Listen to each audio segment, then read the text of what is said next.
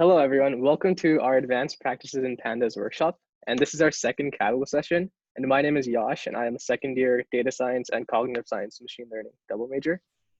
Yeah. Hi, I'm Carolyn. I am a third year cog sci design and interaction major. Hello, my name is Blake. I am a fourth year ocean and atmospheric science major. Awesome. All right, let's go ahead and get started. So throughout this workshop, if you have any questions, feel free to drop them in the chat. And one of us who are not presenting, we'll get to you. Okay, so just an overview of what we're going to be covering today. We will be using an Uber and Lyft cab prices dataset. And in a couple of slides, I'll explain what is inside this dataset and what's interesting about it. And some concepts that we'll cover today are data frame consolidation using merge and concatenation, and then data aggregation, and then applying Lambda functions to data frames. And as I said before, if you didn't get a chance to go to our Introduction to Pandas workshop on October 20th, the link is on these slides, and it's also in the chat. So feel free to watch the recording of that and follow along with the notebook that we have. And some concepts we went over there were selecting rows and columns, cleaning data, conditionals, and sorting data frames. Okay, so what you'll need for this workshop is the GitHub repository that's linked in the chat below. And go ahead and download either the filled or empty IPONV, so Python notebook. And we recommend that you download the filled one because it makes it easier to follow along. The code is already written for you. And since we only have an hour, it'll probably be easier for you to just have the filled notebook with you. And then you can also download you'll need to download the two CSV files, cab rides and weather. And then you can run these files using Jupyter Notebooks, either on Anaconda Navigator or Data Hub. And if you have any questions, if you have any difficulties with downloading this or opening the notebook, just put it in the chat and we'll help you out with that. Okay, so let's get started. Looking at this data set that we got from Kaggle, this is a data set on Uber and Lyft rideshare data, and it has two data frames or two CSV files. So there's the cab ride CSV file, and then there's a weather CSV file. So this data set contains rideshare and weather data from Boston in 1 week. That was 2 years ago. And although it's 2 years ago, the world has definitely changed a lot in these 2 years. But this data is still really interesting to analyze. And the rideshare apps that were in this data frame, in this data set, was Uber and Lyft. And the rideshare data was collected every 5 minutes, whereas the weather data was collected hourly. And as we can see, after we imported the data frames and read them in as CSV files and imported them to data frames, the shapes of these data frames are vastly different. So the cab rides rideshare data frame has almost 700,000 rows, whereas the weather one only has around 6,200. So that will probably pose some issues, and we'll see as we move forward. Oh, and a really big difference between the first workshop and this one is that for this workshop we're using data from two different data frames, and that requires a more intermediate grasp of pandas. Whereas in our first workshop, we were working with a movies data frame, and that one was a single CSV file, and we were making analyses from that. Okay, so we're first going to talk about data consolidation techniques. Okay, so our first technique is concatenation, and pd.concat is the go-to method for concatenation. So what this does is it appends or concatenates multiple data frames. So it'll work vertically, which means it'll like sandwich the data frames together vertically, or it'll work horizontally. So it'll put them side by side. So when we're thinking about these two data sets, so we have our cab rides one, and then we have our weather. Does anyone have an idea whether it makes more sense to put them vertically together or horizontally? So would it make more sense to have a bunch of cab ride rows and then weather rows, or would it make more sense to have them horizontally. So you'd have cab rides and weather, and then cab rides and weather, and so on. So we'll give, yeah, whoever has answers, yeah, just put it in the chat, and we can, yeah, great job. Yeah, so horizontally does make more sense in this case, because when we're analyzing data, we want to think about how cab rides and weather pair together. So if we just stack them using the default, which is axis equals 0, we will get a bunch of cab rides rows, and then we'll have separate weather rows. And that won't really help us for our analysis. So we'll need to do them horizontally. Okay, so yeah, moving on. Let's first try rudimentary concatenation. So just using the, without doing any data preparation, let's try concatenating these two data frames together. So as you can see, the first argument for pd.concat is an iterable, and this is a list of two data frames that we want to iterate or append together.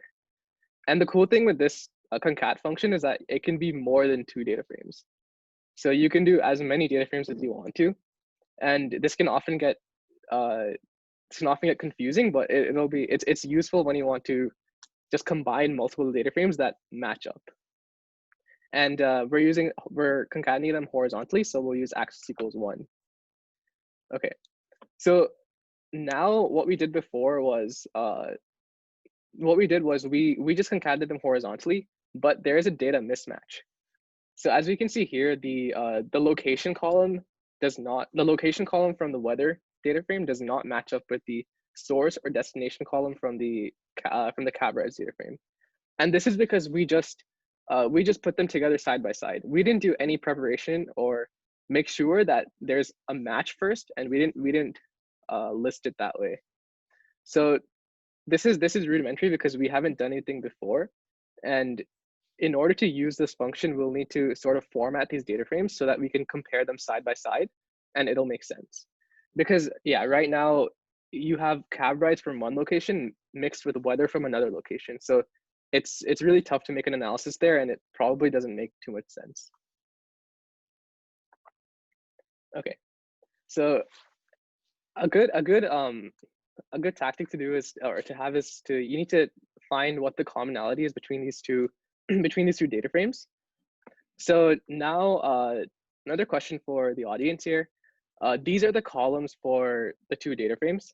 So they're lists. So if you type in cabrides.columns or weather.columns, you'll get this list as an output. And these are all of the columns for these corresponding data frames.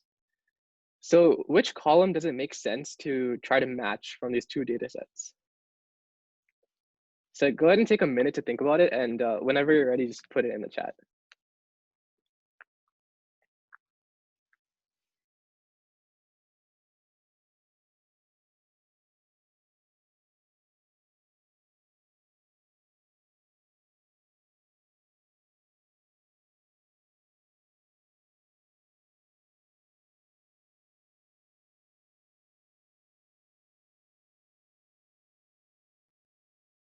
Cool. Okay, we have one answer. Does anyone else have any? Yeah, you're right. It depends on what we want to analyze. So yeah, there are no wrong answers here. Does anyone have? If anyone has any ideas, we'd love to hear them. Okay, so what does horizontal concatenation mean? Would that add a new index? So okay, so what horizontal concatenation does is what it pretty much does is it just puts one data frame like this and then another one like this and has them side by side, which is actually an issue when these data frames do not match very well, because the number of rows is going to be a lot, and there's going to be a lot of missing data. So if you check out the line that says pd.concat cab rides weather, so it was on the previous slide. So it was here. If you look at the notebook, it shows that it has 693,071 rows. So that's the size of your cab rides data frame. So what it did is it actually took every single row from cab rides and then put the weather there. And the weather one is shorter than the cab rides. So these remaining rows were all NaN values. So that's another problem that that's there, and I'm glad that you found that out. Or you asked that question, so it's really good. So these give you a bunch of NaN values because these number of rows do not match. Okay. So okay, going back to this, so does anyone have any idea what column you would want to match from these two data sets?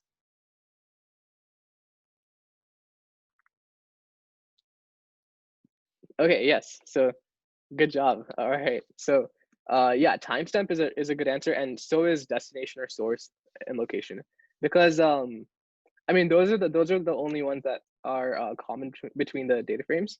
Plus so the location ones is a great answer because you want the location for the cab ride to match the location from the weather, but you also want the time from the cab ride to match the time from the weather. So this is going to get a little tricky with concatenation, the pt.concat, and we'll see it as we move along. But yeah, so for this, I said that timestamp, it makes sense to do timestamp because you want to compare the weather from one time with the Uber rides from another from the same time.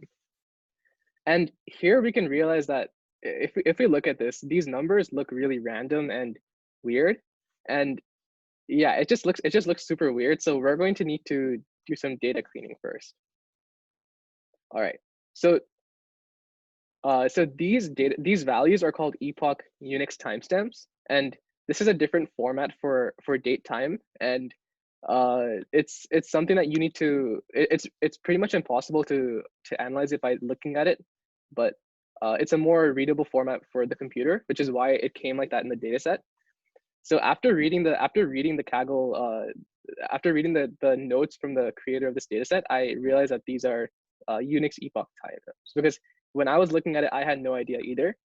So then what I did was I wrote a quick function to convert these times to a string that's more readable for us. And since we're looking at Boston, we wanted to look at Eastern time, so EST, and then we that would be GMT minus 5. So after we subtract 5 hours, we just converted it to this date time string, and that made it much easier for us to analyze. And also the cab rides were recorded in milliseconds, whereas the weather was recorded in seconds. So that was another thing to realize. Yeah, and data cleaning is always going to be a major part of every project that you do, because in the real world, data sets are not perfect, and it takes a lot of effort to prepare a data set for analysis. And without data cleaning, your analysis may be flawed. So it's important to make sure that you really analyze your data set before, because that does take the bulk of your time. Okay, so next what we did was so after applying these timestamps applying the function to both data frames to convert these into readable strings, I just used some summary statistics to compare the timestamps from both data frames. So I compared the minimum and maximum time from both data frames plus the number of timestamps, and the number matches the number of rows, which makes sense. But here it's a little bit tricky because these timestamps do not quite match up between the two data frames. So after sorting both data frames by ascending timestamp, does anyone foresee a problem for concatenation?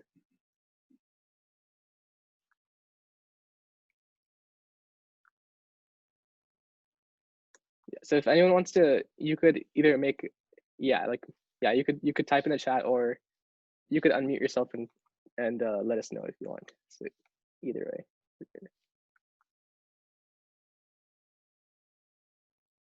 Okay, cool. So we have an answer in the chat. Yeah, missing values, and that's exactly right. So it's missing values plus like values that do not match. So the first value was 2240, so that's 10:40 p.m. and 46 seconds, whereas the weather one was 44 seconds. So it's off already, and there's many more values from cab rides, and we have no certainty that these will match up. So that's why this is why concat is this is a problem with concat. It's really tough to make things match up. So it's probably better to use this with smaller data sets.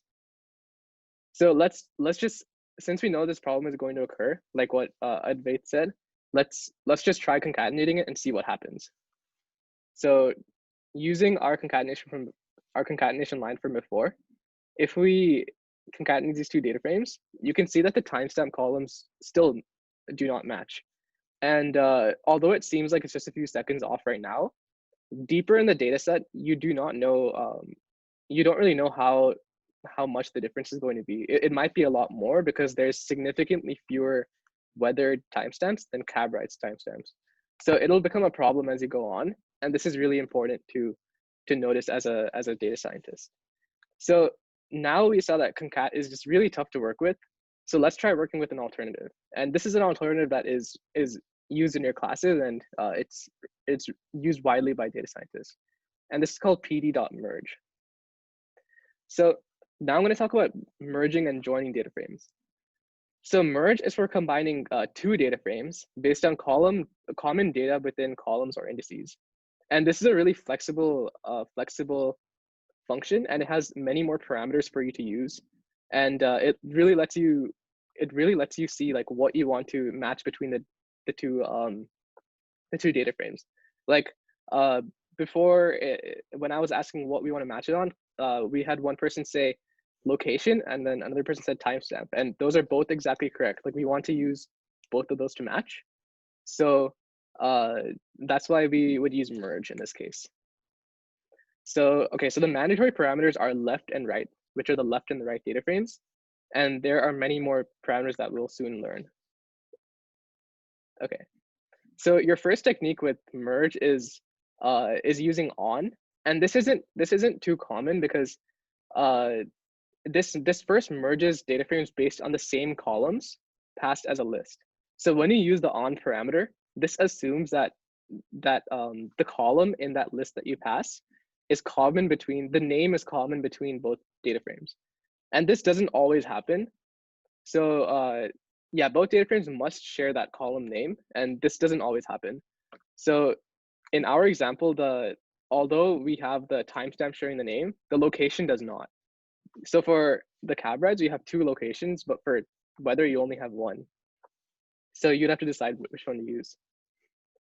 Okay, so now, yeah, now after merging on just the timestamp, does anyone notice any further issues?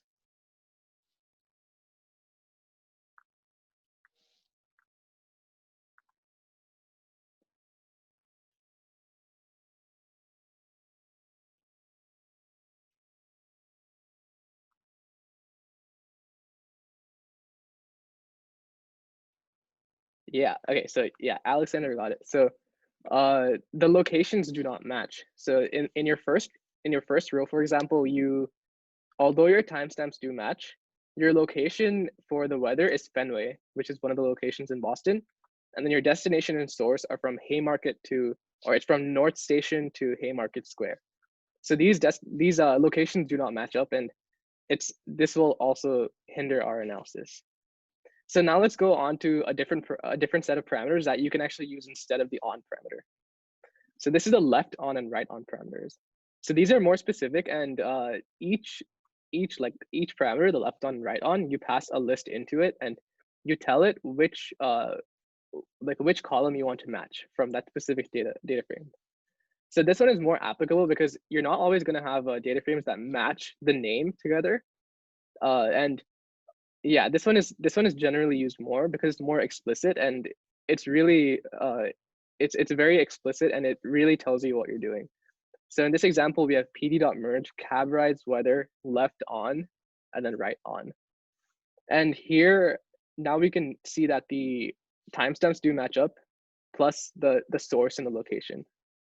And here we made a data scientist decision.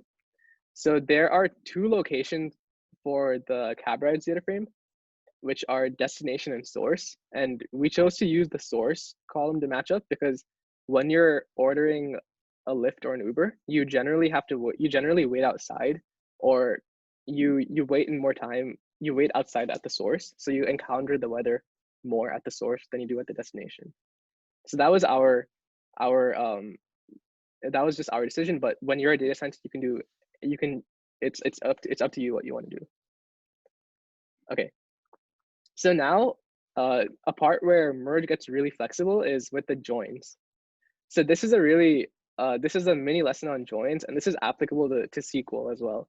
So SQL is structured query database, structured query language. So it's useful for databases. So you have another parameter in the merge function that's called how, and how tells you what you want to match between these two data frames. So the default is inner, and what this does is it merges only the matching rows. So it only matches the rows from your cab rides that match the rows from your weather based on that criteria. So this leads to the most data loss because if you look at the Venn diagram, it's only the intersection. So it leads to the most data loss because there's the matching area is what's the least. And this is the default for merge and concatenation. And then you have the left join, which keeps all the rows from the left data frame, even if it does not have a match from the right. And all rows from the left data frame that don't have a match from the right. So on the right side of that data frame, it'll just have a bunch of NaN values. So it'll have null values. So for left join and right join, you're going to have some null values, and you only would use left join and right join when that specific data frame that you're taking you're taking all the rows for is really important. And then you have another type of join, which is the outer join. So this is the union. It takes all of the data, so it preserves all your rows, but then it also keeps all the rows that do not match. So you're going to have a bunch of null values, and this may be really tough to deal with. So your default is going to be inner, but you can change it however you want to. And yeah, this is just a quick example. So we have the indicator parameter as well, and what this does is it makes a useful column at the very end called merge, and it tells you what kind of join this column came or this row came from. So in these 5 rows it says left only, but since this is an outer join, some rows later will say they'll say like right only, and some will say inner if they're matching. Okay, and real quick, we also have the left index and right index parameters. So this happens, you can use this if your data frame needs to match based on the index of one data frame or the other. And the really cool thing here is that you can use a combination of left index or left on and right index or right on. And this is useful in many scenarios, but it wasn't too useful in this case because the index was just the ride number, so it wasn't too meaningful. Okay, now just a quick summary before we move on to the next section. Concatenation is preferable when you want to consolidate more than 2 data frames. And it's really tough because you need to perfectly match up this data. So it's easier with smaller data frames because then you can visually check whether it matches or not. And then if you want to use 2 or more, if you want to use more than two data frames, if you want to merge them, we should first merge 2 and then merge the result, because there's no way to merge more than 2 at the same time. And yeah, merge is the safest option, and it's the most widely used, and it guarantees the matches in the data. So it's really good for analysis to use merge. And there's another method that we don't have time to cover. It's called pd.join. And this is less used. This is mainly for joining on indices. So this is another way to consolidate 2 data frames, but it's pretty specific. And merge actually covers this functionality, so join isn't that useful for us. But in the notebook, we have the documentation for all these functions, and there's a link to the Pandas documentation where you can see more examples. All right, so now we're going to move on to the next section. Hi everyone, we're going to switch gears and cover some other useful Pandas methods, specifically Transpose and Groupby. So if you've taken Math 18, Math 20C, or any sort of linear algebra or vector calc, you'll probably be familiar with the idea of transposing a matrix. If you don't, it's fine. In its simplest sense, transpose means to kind of exchange places. So if you were to find the transpose of a matrix, you're basically exchanging places of the rows and the columns. So looking at the image on the right, you'll see the matrix called A, and it has 5 rows and 3 columns. And then if you were to find the transpose of that, you would be turning those 5 rows into columns and the 3 columns into rows. So you'll end up having a 3 by 5 matrix. And so you can similarly do the same thing to a data frame. You can call the Pandas transpose method or simply call pd.t on your data frame, and your axes will basically interchange. So the first data set that we have, it's called car rides, and it has almost 70,000 rows and 10 columns, meaning there's around 700,000 data entries, which is a lot. And so if we were to call transpose on this big data set, we would run into a lot of complications. So if you were to run that code right there, cabrides.transpose, you'll see an asterisk pop up, which means that the code is just running forever and ever. And you'll probably get really frustrated like I did. So you should take this as a sign as like, don't transpose large data sets because it can get really messy really quickly. Next slide. So let's call transpose on like a smaller data frame, or call it on chunks of the original data set. So in the notebook, we created a smaller data frame called 5 cabs, which only consists of the first 5 rows of the cab rides data set and includes all 10 of its columns. And therefore it is a 5 by 10 data frame. And so if you were to call transpose on it, it would result in a 10 by 5 data frame. And this logic also means that if your data set is like really wide, the transpose data set would be really long, and vice versa. And so, like I said before, when you transpose the 5 cabs data frame, you end up with a data frame with 10 rows and 5 columns, where each row kind of represents the different measured variables, and each column represents a singular cab ride data entry. And so you can always check if transpose works properly by checking the shape of the resulting data frame. So that would be like your data frame dot shape. So the cab ride data set was pretty large. Let's see what would happen if we were to call transpose on a smaller data set. So weather.csv, which contains roughly around 7,000 rows and 8 columns, or around 56,000 data entries. So if you were to run the transpose method, you would see that it works. But what is the use of calling transpose on such a large data set? Is there any value in doing this? And the answer is not really. There's really no use in this case because transpose doesn't really make the data set any more appealing or helpful than it was before. So when would you even use transpose? So calling transpose on a data frame isn't really helpful on its own, but it can be helpful if you've kind of manipulated the data or aggregated the data in a way that it's condensed and only the information that you want is there. So you'll most commonly see transpose being used after the data frame goes through aggregation and manipulation, such as the Groupby method, which we'll kind of cover later on. So what happens when you call transpose on a series instead? So we're going to first take the column called name from the 5 cabs data frame. So you would have a series with 5 entries, which is in the first picture all the way to the left. And when you call transpose, you'll notice that it looks exactly the same. Like the object is completely the same. And it behaves this way because the series data structure doesn't really have that row and column format that data frames generally have. So if you were to do find the shape attribute of the series, you'll see that it shows that there's 5 rows but empty columns. So this is a very different logic that you would expect in linear algebra when working with vectors, but it's good to keep in mind that when you're working with data frames and series, that the transpose of a series is just going to be itself. So yeah, make sure to keep that in mind. So we have a pretty simple practice problem on transpose. So previously you created a data frame called rideshare and weather, which Yash kind of introduced when he was talking about the merge method.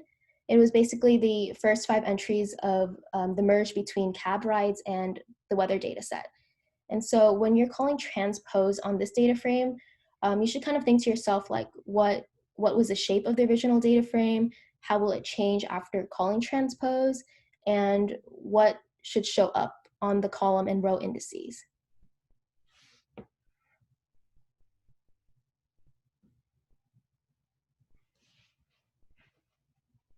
Okay, you can go to the next slide, Yash. Yeah, you just had to like call dot transpose on the data set. So it was pretty simple. But when you do a little bit of exploration, you'll figure out that it is a 5x17 data frame. So you would kind of conclude that the transpose of the data frame would be 17x5. And also the transpose data frame would have measured variables as the rows and the indices 0 to 4 as the columns, which is shown in the picture right there. And so before we move on, we kind of just want to reiterate that calling transpose on like any data frame doesn't really give much insightful information, but it can be really helpful when you call it after you do some like data aggregation or data manipulation, such as group by, which we'll go into right now. So this next Pandas method comes really handy when you pair it up with other methods, because together you're able to kind of aggregate the information into a condensed data frame.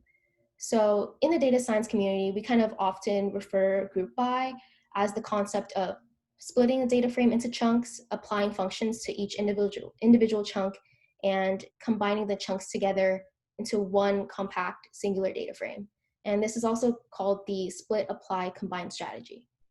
The picture here of the Legos kind of does a really good job of representing this strategy. So you can think of it as having a lot of data within a data frame. And then you're splitting it up into groups based on a certain criteria, and then putting all the pieces together in a way that is organized and much easier to get insights from. So as opposed to this group by concept, there's also a Pandas group by method, which really just encompasses the first part of the split, apply, combine strategy. And so what this method does is it splits the data into groups based on a given input or criteria.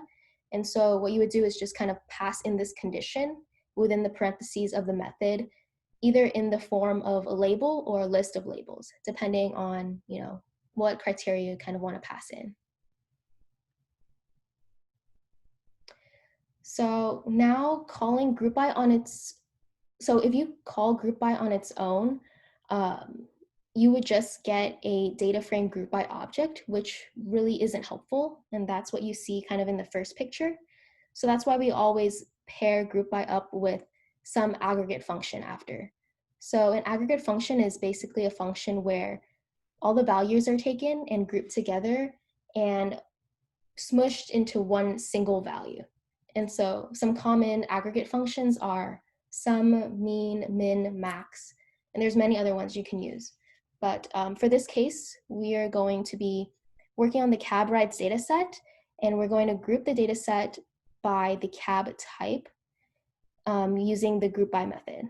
And so I'm kind of passing in the label cab type within the group by method and passing in dot sum after. And what that basically does is it summarizes all the values of each column per cab type into a single value, which is the sum. So the resulting data frame has its row indices as different cab types and the column indices as distance, price, and surge multiplier. And so you're probably kind of wondering, like, why aren't all the columns returned? How come there's only like those specific ones? And so the reason why is because some columns don't make sense to be aggregated. So if you recall, one of the column names was destination. And if you think about it, it doesn't really make sense to find the sum of the destinations. And so that's why when you call group by, it only returns back the columns that make sense to be aggregated.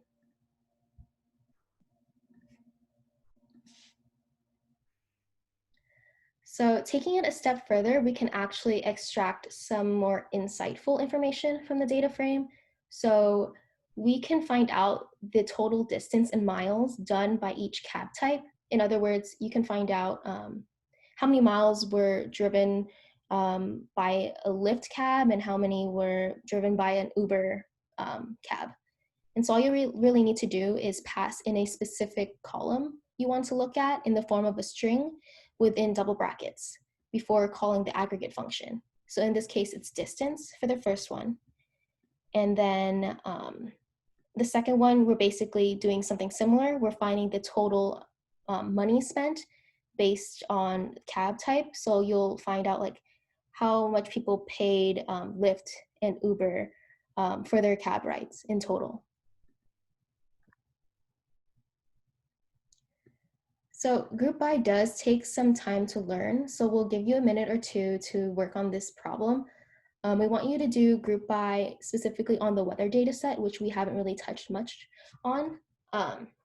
So the first question would be like, how would you get the averages for each location? And once you're able to figure that out, taking it a step further and figuring out how to get the average temperature based on each location. And some questions you want to ask yourself are like, what criteria do you want to pass into the group by method? Or what aggregate function do you want to use? Or how do you even select a particular variable to focus on? So we'll give you around 2 minutes, 2 or 3 minutes to kind of work on this, and we'll touch base after.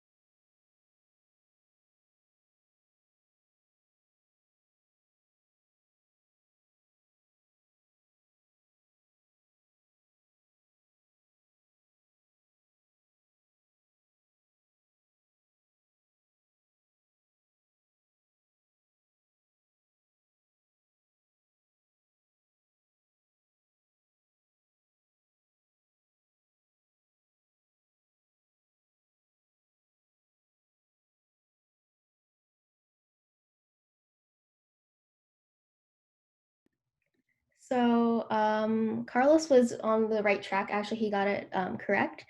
So since the things we wanted to compare were the averages based on the different locations, we would want to pass in location as the criteria for the group by method. And the aggregate function for finding the average is mean. So you would call the mean function afterwards. And so the data frame on the left is what you would get if you were trying to find the averages based on location. And so for our second question, going a little deeper, we wanted to extract the average temperature based on location. And so what you would do is pass in the temperature column name within the double brackets after calling group by. And so these aggregate functions aren't the only ones that you can use on group by objects. You can also elevate your group by objects by adding your own apply method. And so the apply method basically allows you to kind of define your own custom function and run it on your data set, as opposed to using one of the Pandas predefined aggregate functions. So I'm actually going to pass it along to Blake, and he'll be talking more about the apply method. Thank you, Carolyn, for that quick introduction. So I want to be talking to you guys about apply first. PD.apply is the function that is super applicable to data frame analysis and manipulation. And so basically it enables you to apply any function really, as long as it works with your data type and your specific column along that axis of the data frame. So objects passed to the function are series objects, and that includes your different variables of your data frame, so columns or rows, whichever one you're desiring to work with. And the index is either the rows, so axis equals 0, or columns, which is axis equals 1. So first we're going to look at applying a simple function. So this function is called TOFT, or 2 feet. And basically you're saying for inside of your function, whatever you're assigning to it, you're going to transform it into feet, right? And we're working with miles in this specific data frame. In this first case, basically I'm taking you through each variable, we're naming it something else and working with it slowly as we go through. So as you can see, when you're defining feet, you're saying you want the cab rides series or variable distance, and to that you're going to apply the function that we created previously, 2 feet. And in order to kind of reassign and see what that looks like in your new data frame, you're going to say cab rides, and you're going to say assign. And to assign, we're going to plug in your new name for that data frame or that new variable equal to feet, which is the variable we defined previously that contains all that data. So as you can see, or actually, I'm going to take a look at what Carlos is saying real quick. Yes, this is true. By default, apply function takes axis equal to 1. Thank you.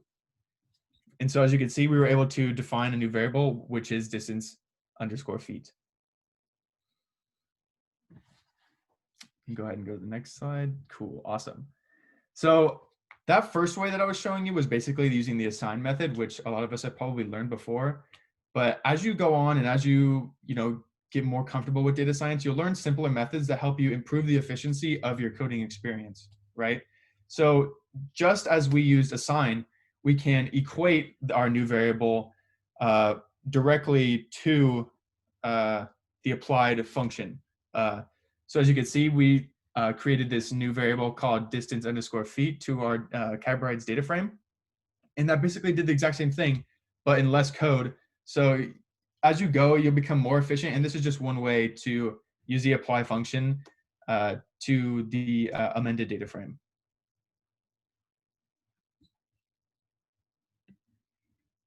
All right, so now let's get into my personal favorite part of data analysis and manipulation, which is using lambda functions.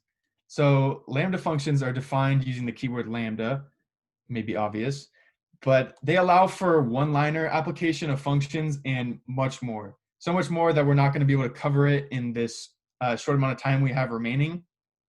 But lambda functions do consist of the parts that are included in this little image we see. So there's obviously the keyword lambda, the bound variable, and the body of the function itself. So lambda functions can have a number of arguments, but essentially you're looping through your data frame, so it only requires one expression, right? This takes the place of for loops that can become complicated and burdensome to you and can just end up clogging up your whole process. So using and applying lambda functions can be incredibly efficient and help you get to your end goal much faster and in a way that is, like I said, less burdensome and confusing. All right, so let's try to manipulate our data in a way that we can assign to those times, time of day per se, morning, afternoon, and evening. So this function time of day does just that based on the condition that any time that is before 12 will be assigned the variable morning, or the name morning, and any time between that and 6 o'clock or 1800 in, I guess, military time would be afternoon, and all else will be evening. So pretty straightforward, right? But a big thing is when you're trying to apply functions and in that same case use lambda functions, you want to know what type of data you're working with, because you'll end up trying to do something and then get clogged up all of a sudden and not know where to go. But you really just have to go back to your basics and see what you learned from Data Science 10 and all those earlier courses, and that in this, cab rides timestamp is a string, right? So in order to, I guess, work with integers as we are in this time of day, we have to transform that timestamp column into datetime values where we can utilize our function in a way that will get our desired result and not get stuck and not get clogged up. So as you can see, by using cab rides timestamp, we can define our new timestamp to be that of the data we determined using the function pd.to_datetime.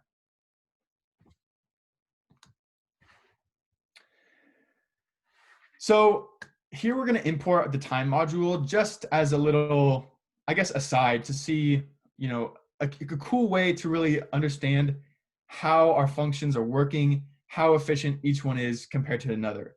So you can do that easily by saying import time, and we're going to say a, or the beginning of the statement before we run our code, is time.time.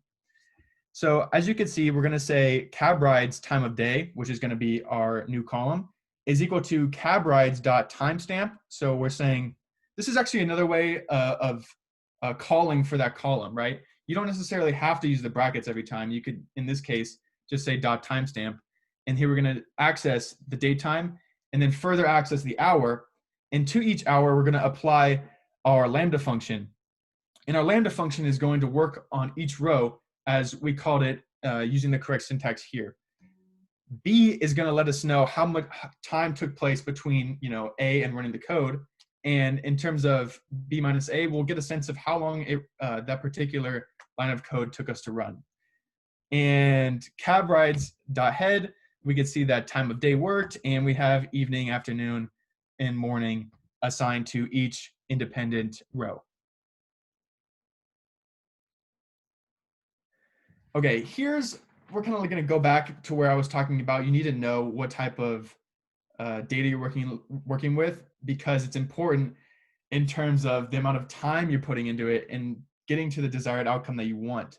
So if we were to not know that we were working with string values in that column for timestamps, we would have to go into detail and grab the hours, turn those hours into integers using the above code inside of a for loop, and then be able to determine whether those specific hours are morning, afternoon, and evening, right? And here we're working on the weather data frame in particular, and you can see that it was effective, it was fast based on our time result, but it's about how long it took you to write that code and think about what you were doing, because you didn't necessarily know what type of data you were working with. So after all, we got a similar result and we're able to apply our function. Next slide, please. Oh, not sure if you saw the chat, but there's a question in the chat. What's the difference between lambda and doing .apply axis equals 0? So when would you use lambda and when would you use apply? So apply, you can apply directly to Pandas series. So those are functions that, like I just showed, do the work for you inside of the function and basically return an output that is, you know, similar to your data frame column, right? And the data that's in it. Can you actually go to the slide one back quickly? So take, for example, this slide. We don't necessarily need to use assign here because in our function, we are calculating exactly what the output we want, right? If we wanted to do a more complex function, like let's say we wanted to grab the pressure, and to each pressure over a certain condition, we wanted to add, let's say to each pressure that has more than 1,000, is more than 1,000, we want to add 30 onto it. Then we would need to use apply because we would need to go through each individual row and apply that function to that particular variable. I don't know if that clears up your question.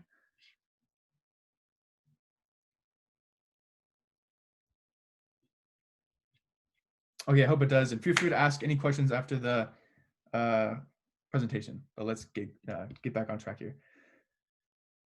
Okay, so here we're looking at the method of using apply to do the same thing we did with cab rides, but now we're using our original function where we knew what we needed to do. We needed to change our variable into a datetime object rather than a series object.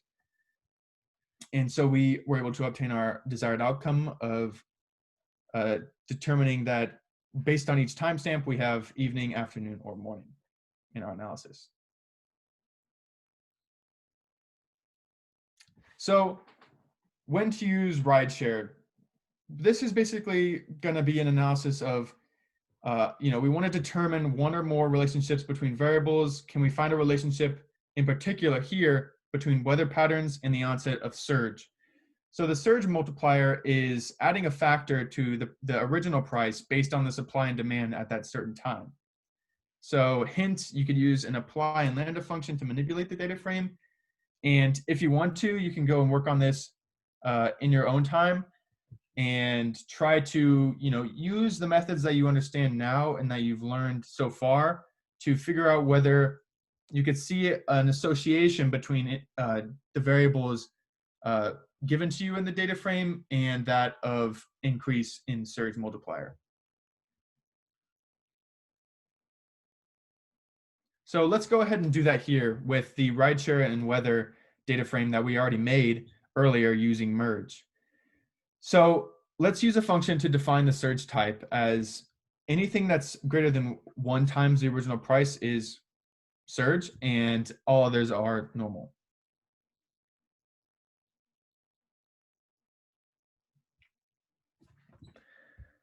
So here we go ahead and we say obviously that we apply our function and we sort the values by time just to kind of get an analysis of what's going on within the data frame pertaining to surge or normal, and we get our 2 new data frames, surge and normal, based on having surge values or normal variables. So if we take a look using what we learned before, group by, and we aggregate based on the mean, we can kind of see visually that there isn't really any defining factors pertaining to either the surge multiplier alone related data or the normal price data. And so we want to kind of try to figure out a way to piece that apart and figure out what exactly is going on here, if we can even figure something out, depending on the time resolution that we're working with, or whether we just have to extrapolate based on the variables we have at hand.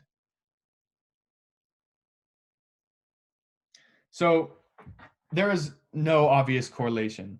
So basically, our analysis so far seems to lead us to nothing, because it's kind of just a on front page of the book, just the intro about what this data set is all about.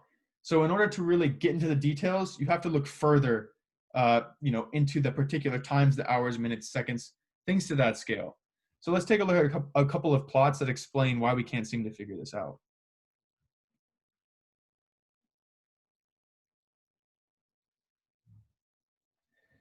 So you can plot a regular bar chart of, here in particular, oops, the y-axis don't seem to match up, but I can guarantee you that they are indeed similar.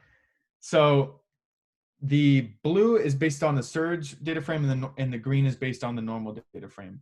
And just basically looking at these 2 plots, we can't really see a distinct difference based on, let's say, weather patterns, so temperature, between the different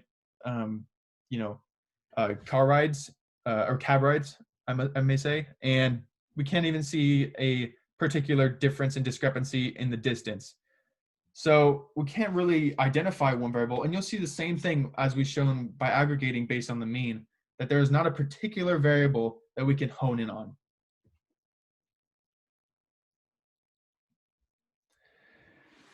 So what we need to do from here is we need access to more data. And as a lot of you probably know, data is king. If you don't have enough data, it's in many times difficult and almost impossible to determine correlation. So based on the interest of time, we would want to take a deeper dive into the timestamp and see exactly, to the minute, to the second, what is going on that leads to an increase in the surge multiplier. And to do that, you could utilize Lambda and to look at these particular details. So there's much, much more pertaining to Lambda than we have gone through here, but this is just a quick intro into, you know, the advanced technique of it. So from here, we would maybe want to do a hypothesis test, or even, you know, try to extrapolate using some type of machine learning technique that you will obviously learn as you move on in your career as a data scientist.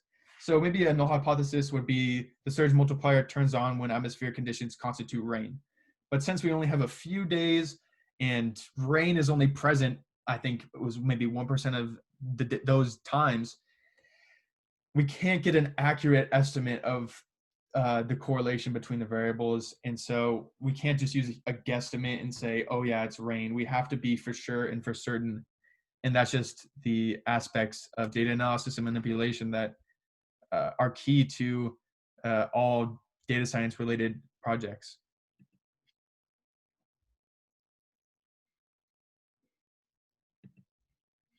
So we hope you enjoyed our workshop. Stay safe and have a great Thanksgiving break. I'm gonna look in the chat right now and see, you know, what's going on, because it seems like it's pretty interesting. So Carlos says, I agree that data is important, but it is not always that more data will help. It depends on the number of the sample is representative or not. You know, you are correct that time series go from days to months to years. But in this particular case, we are trying to analyze why a surge multiplier is turned on. And in order to relate that to a specific day and to a certain degree of accuracy, you would need to have a repeated process. Say, you know, 10 years of cab ride data that can say surge multiplier turns on 2 hours before these, you know, holidays, or always turns on during at certain sources of pickup, for example. So that's where this data set would be related to a need of more data in particular. So I hope that clears that up. If it doesn't, I apologize. And we appreciate you guys coming out. I don't know if Carlos, I'm sorry, not Carlos, Yash and Carolyn want to say anything before we sign off. Yeah, I mean, yeah, it's a Tuesday night right before Thanksgiving break, so thanks everyone for coming out. Yeah, you guys took a big step in your journey as data scientists, and we're glad to have been there with you today, and thanks for coming out. And if you have any questions, feel free to just feel free to message us, and we'll get back to you on it. And yeah, yeah, have a happy Thanksgiving, and thank you all for coming out.